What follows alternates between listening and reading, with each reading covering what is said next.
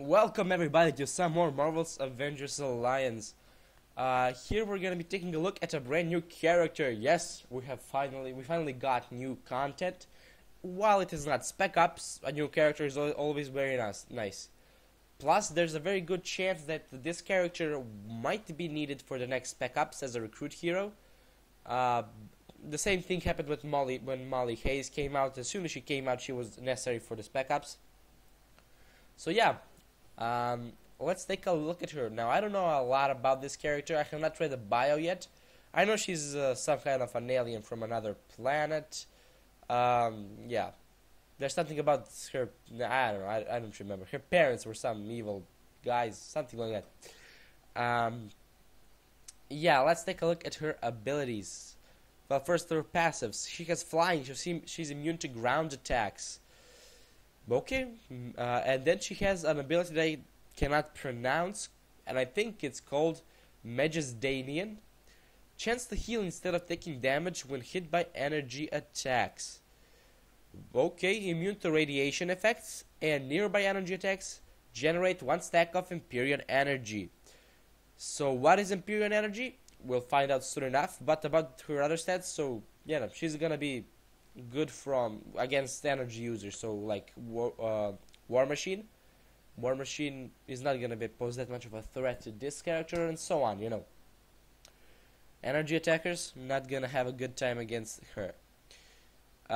Yeah, she's a blaster, by the way. I forgot to mention that. And her stats are high attack and high evasion, with moderately good defense and accuracy. Health and stamina down the drain.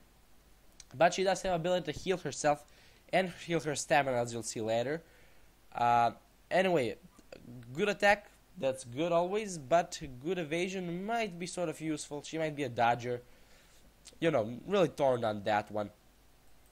Let's take a look at her abilities now. With her level 1, called Beautiful Beam, it's a range energy attack, and she can put a reduced potential on one enemy, I think. Yeah.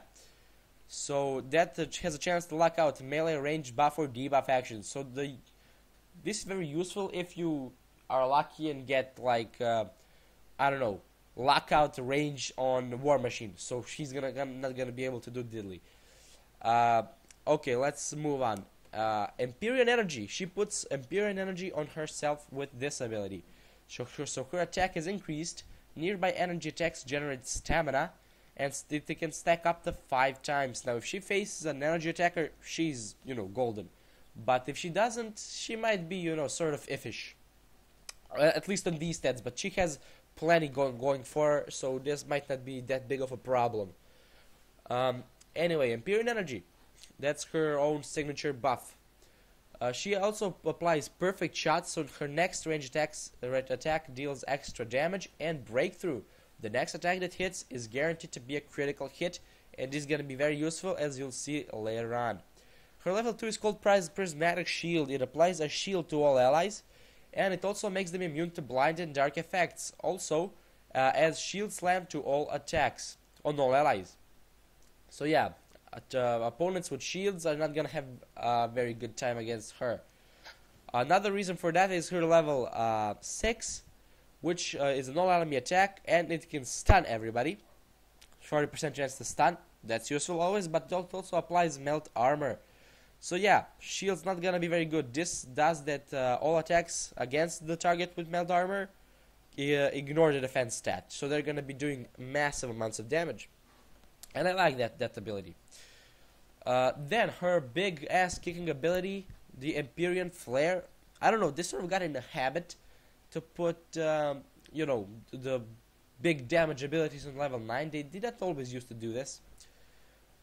Yeah. Catastrophic, this ability is an all-enemy attack, by the way. It is catastrophic, so cannot be protected against, ignores most avoidance, and is guaranteed to hit. Deadly Crits deals extra damage on critical hits, which can be set up with her level 1 breakthrough. Remember when I said, it could be useful? It's very, very useful. Also, Spectral Shenanigans. Increase damage against targets who have an active shield.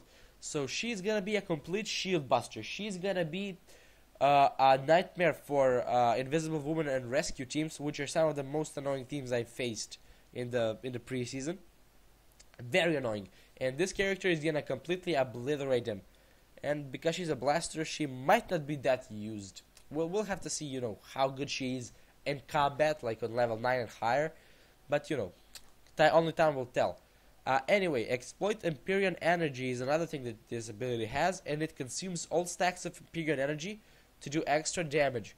So this Empyrean energy thing, that's basically the same thing as our, cosmic energy is for Havoc.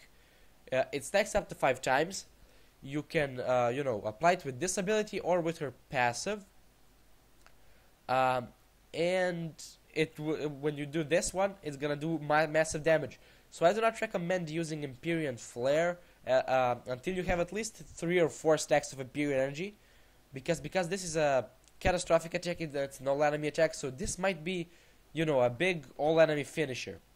The ability to KO the whole opposing team. So I don't know. I might try using her when I recruit her with a protector, so she could have good enough, enough time to set up her Empyrean energies and then do a big ability. But we'll see. Anyway, that's everything I have to say about this character. So I hope you've enjoyed it. Karolina Dean for you, and goodbye.